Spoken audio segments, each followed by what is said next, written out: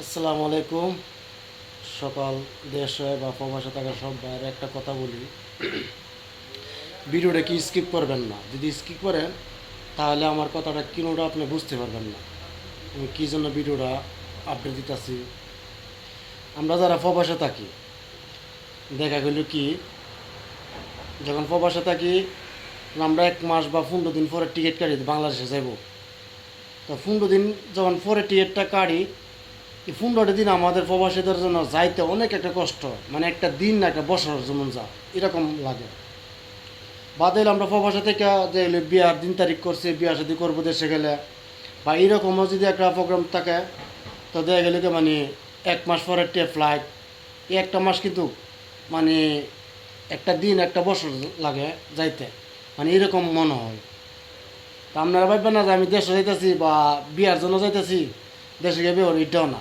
আমি উদ্দেশ্যটা যে একটা সময় একটা দিন যে একটা বছরের মতন লাগে, কী কারণে লাগে। আজকে আমি ইটালিতে আইছি, ইটালিতে আছি 3 বছর 1 মাস।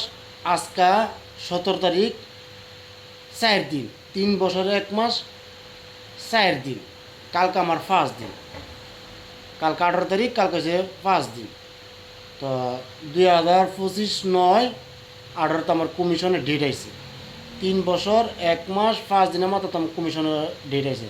তো আলহামদুলিল্লাহ, আল্লাহর কাছে শুক্রিয়া আদায় করি। আলহামদুলিল্লাহ, আল্লাহ আমার 3 বছর পরে কমিশনের ডেট আছে, আলহামদুলিল্লাহ। তো 3 বছর 1 মাস 5 দিনের মতো তোমার কমিশনের ডেট আছে, আলহামদুলিল্লাহ। তো সবাই যা আমার 4 মাস আগে, 4 মাস 18 দিন আগে আমার উকিল আমারে মেসেজ করছে যে তোর এত 2025/9/18 তারিখে তোর কমিশন। প্রায় 4 মাস 18 দিন আগে, 4টা মাস 18 দিন আমার, মানে একটা দিন এক একটা বছরের মতন গেছে। তা আলহামদুলিল্লাহ 4 মাস 18 দিন, আজকে 17 দিন শেষ, কালকে 18 দিন, তো আমার কমিশন কেছে কালকা। তো সবাই দোয়া লাগবেন যে আল্লাহ, আলহামদুলিল্লাহ, যেহেতু কষ্ট করার পরে যাতে আল্লাহ, আলহামদুলিল্লাহ, যাতে আল্লাহ ডকুমেন্টটা মিলা দেয়। সবাই দোয়া করেন, ভিডিওটা শেয়ার করবেন। আর এর মধ্যে আমি যাবতীয় যা আছে আমি সম্পূর্ণ কিছু কোথায় কাজ করছি, কাগজপত্র ডকুমেন্ট যা আছে A to Z আমি আপনার সম্পূর্ণ কিছু রেডি করে লাগছি। তো আপনারা যারা ইটালিতে আছেন বা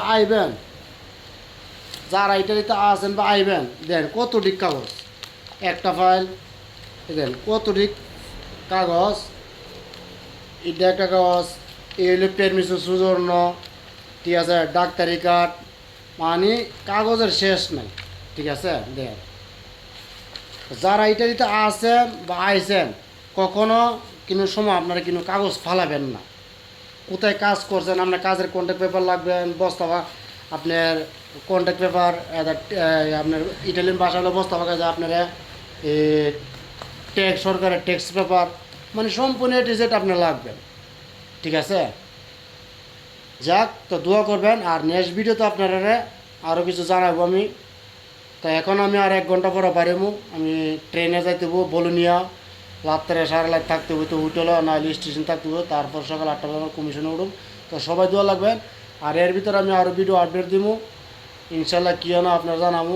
চলার ক্ষেত্রে ট্রেনের রাস্তা সম্পূর্ণ আমরা দেখাবো। তো ভিডিওটা লাইক শেয়ার কমেন্ট করুন সবাই। আর এসব ইটালির কি হিস্টোরি জানতে হলে আমার অবশ্যই কমেন্ট করবেন, আমি আপনারা আপডেট দিব। আর আমার আরও বিস্তারিত আরও সব কিছু আপনারা জানাবো। ওকে, আসসালামু আলাইকুম।